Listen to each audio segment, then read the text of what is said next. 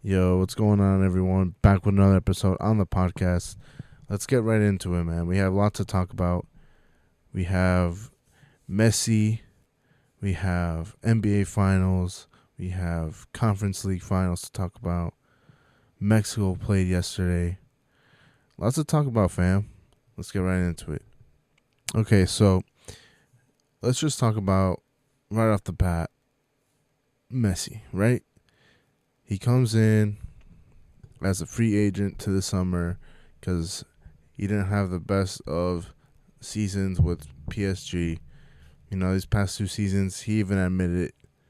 To Messi standards, obviously, but he admitted that he wasn't feeling himself at PSG. He wasn't playing to par. He felt homesick. Whatever it may be. I personally wanted him back at Barcelona, but for financial reasons, they can't afford him. And I was realistic. They were never going to afford him. They just barely registered Gabi, so that was out of the picture. Now, the Saudi League is coming up big. They obviously signed this past season Ronaldo, CR7, to a crazy deal, and it brought, a lot of attention to that league. That league was obviously not that known. It wasn't like on people's radars. And out of nowhere, the Saudi government is injecting billions of dollars into that league to try to recruit more better players and try to better the teams around that league. And they recently just signed Benzema, who just off of, what was it, a year ago, he just won the Ballon d'Or. So they signed Benzema. Rumored Kante's coming to that league. They might get players like Di Maria if he doesn't sign for Benfica or Inter Miami. Players, high caliber players. There's rumored Human Song's rumored to go to the Saudi league. So they're on the come up. They're really trying to invest in the league and try to better it. So they offered Messi $1.2 billion for I think it was like a 2 or 3 year contract, something like that. $1.2 billion, and my man said no. He said, "Fuck the money. I'm not going to the Saudi League." Now, I think the reason why was because the deal in Inter Miami is just as good. Plus, he's going to a very, Latino heavy community in which is South Florida and Miami. Plus, he's boys with Bex, and also I'm pretty sure his wife and kids, had a part in say where he wanted, an influence on the say. They want to live in a better area, I guess, more comfortable for them. I don't know. Whatever it may be, I'm pretty sure they had a say in the family's decision. And plus, Messi, he completed football. He completed everything. He's won the World Cup. He's won everything. He's joined top. Him and Dani Alves are the most decorated players of all time. They've won the most trophies. Come on now. He's just chilling. He's collecting a bag and he's chilling. So his contract for Inter Miami, according to literally the internet, supposedly he got a cut in Adidas shirt sales, especially since he signed with Adidas. He's going to get a portion of the sales, the shirt sales, which is insane. And they're going to go through the roof. And honestly, I may get an Inter Miami Messi jersey, not going to lie. Messi will also get rights from the Apple TV and the MLS contract. He will get some sort of stake in that. And I think when he retires, he has an opportunity to become a part owner or buy in he will receive a share of Inter Miami. So in the end, he's gonna get a bag. He's living in Miami. What more do you want? And yeah, I mean, it's Miami. Who wouldn't want to go to Miami? So in the end, I think it's just a personal thing for him. He was just trying to be somewhere where he's comfortable. He thinks he's gonna be comfortable, and I don't blame him.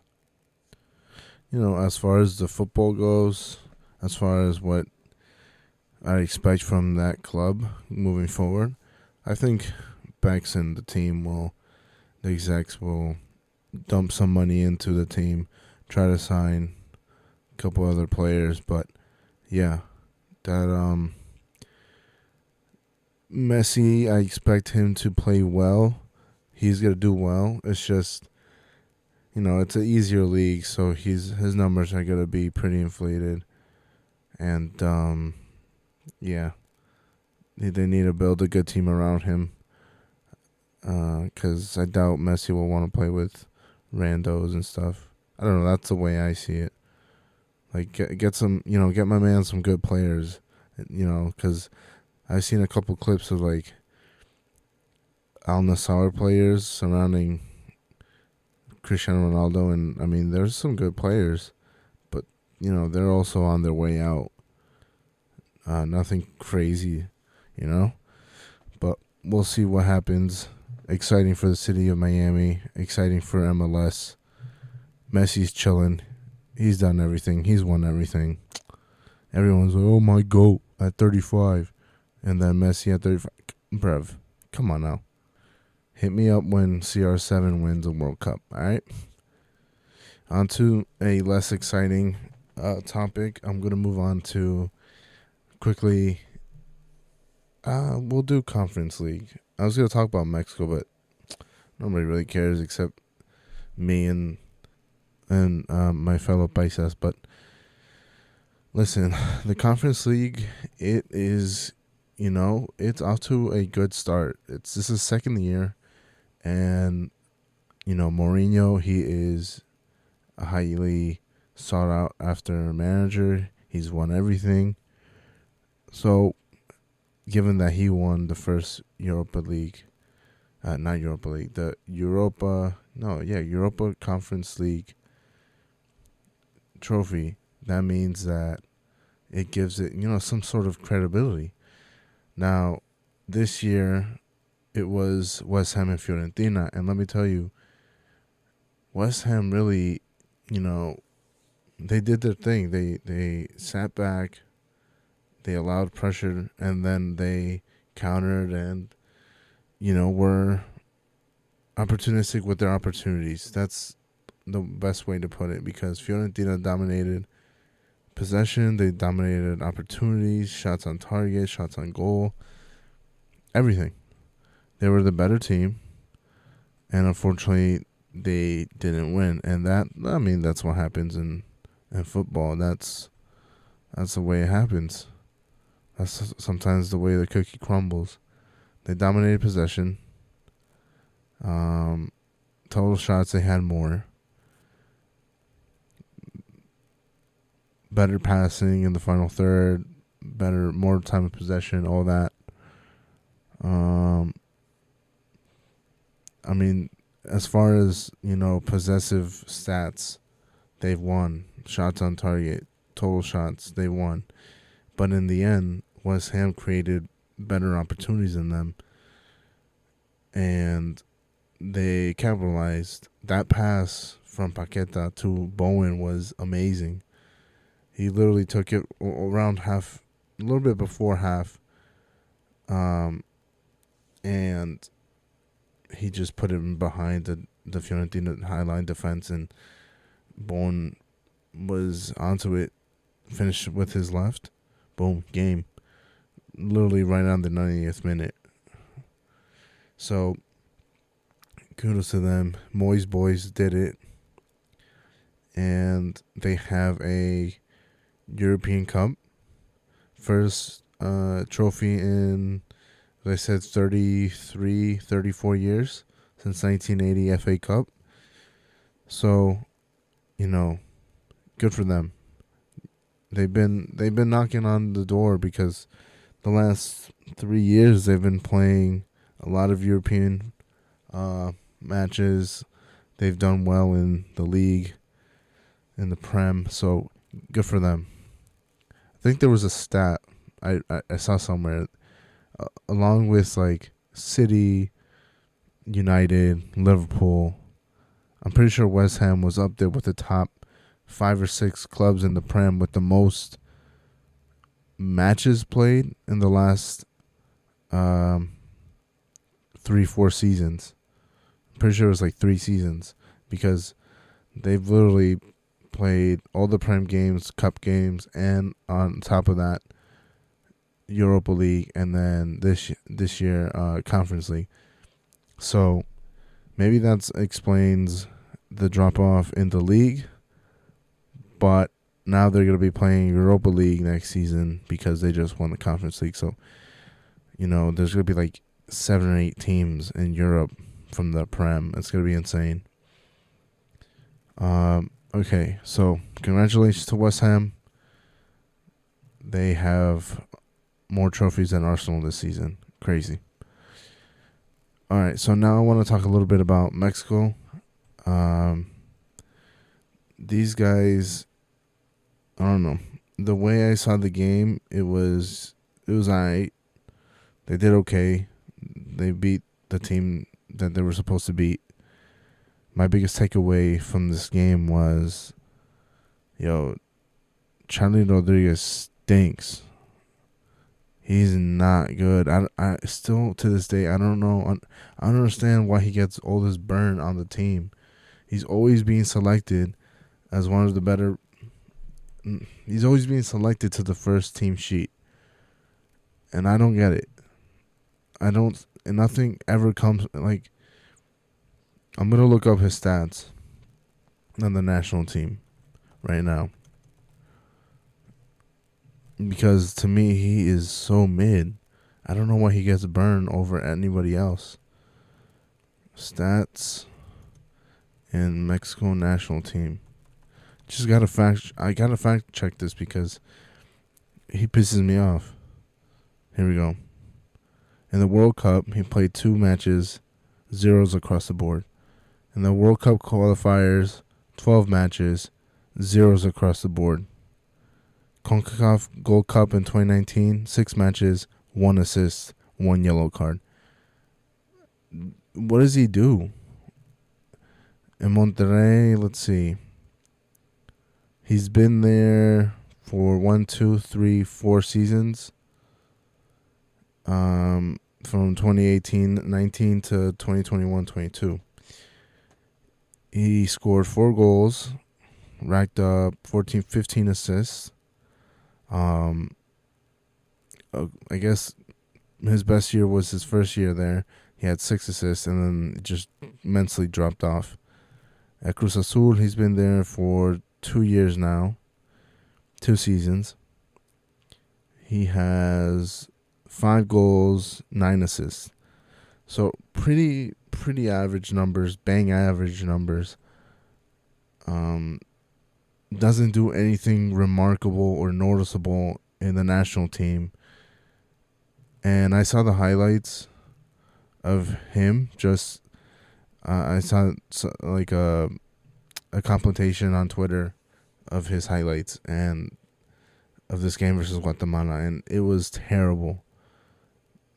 He was misplacing the ball. Passes were terrible. He had a clear assist opportunity in the second half, and he didn't get this is because the pass was terrible. And he was literally unmarked inside the box. The guy, I forgot who was at the end. I think it was maybe Raul that could have scored, or whoever it was, would have been wide open for a tap in, and he couldn't get him the ball. He's one of the biggest. Why the hell is he there for this team? So yeah, my biggest takeaway is I'm glad that they're finally giving some of the younger players opportunity in the national team.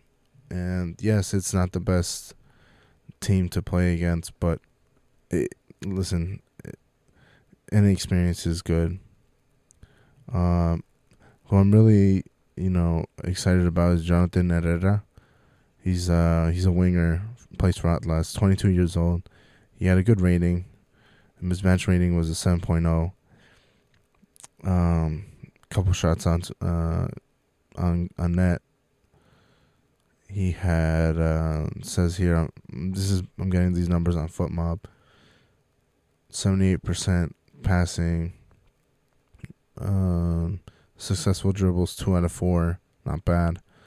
Okay, so this is his first game, his debut.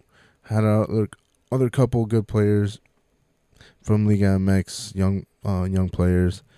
This kid, Eric Sanchez, with Pachuca, had a good game.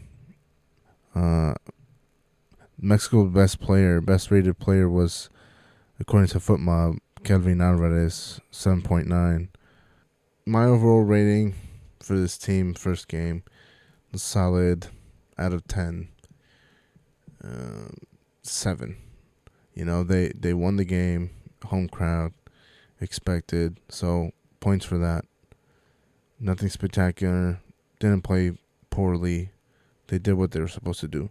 So, not bad. I'm pretty sure this is Diego Coca's first game as Mexico's new manager, new head coach. So, yes, hopefully we could get the young players going, get some this new generation in and out with the old, keep some of the vets that could still ball, and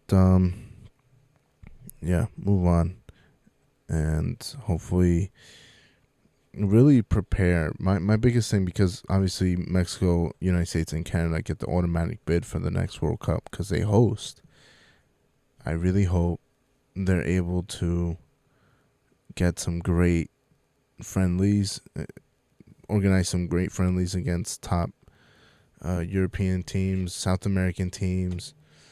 Get the competition, get it in a high level, because they won't be, in the qualifiers. They don't have to qualify, so they don't, I feel like they will go through the motions, play, be like, we already qualified, so we don't really have to try. No. You motherfuckers have to try because you're hosting. So don't do that. Don't get in that mentality. That's my biggest thing. All right. I was going to talk about Nuggets and Heat, try to go in depth, but I did. My biggest thing for the game was, like I said, it was going to be either a Denver, I did say 8-point spread. They went and won by 15. So, boom, check. Money. Oh, did I say? No, I think I said Miami money line. But I did say 8-point spread. So, technically, Denver did win by more than 8. But anyways, Jokic went off. He had a 30, 20, and 10 triple-double. More than 30 points. He had more than 20 rebounds and 10 assists. He's different. Jamal Murray also had a triple-double. 34, 10, and 10. So both of them had a triple-double and went off.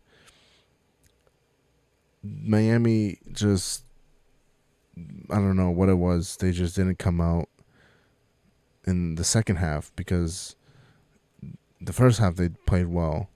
In the second half, especially the second half of the third quarter, that's where they lost the game. And in the fourth quarter, they just didn't come out with energy, I guess. Didn't have that energy of the home crowd. You're at home. Come on. You got to go off. But I expect them to bounce back in Game 4, come out with a lot of energy. Crowd has to be on it. If not, this series might be over in 5. Because if Denver win in Miami Game 4, they got to wrap it up in Denver for Game 5. So, yeah, that's this episode of the podcast. Still trying to come up with a name. I think I'm just gonna, it's Heck Easy's podcast. It's, we're just chilling, vibing, talking about sports. What more? So yeah. Thanks, guys, for tuning in. Thanks for listening. And until the next one. Peace out, guys.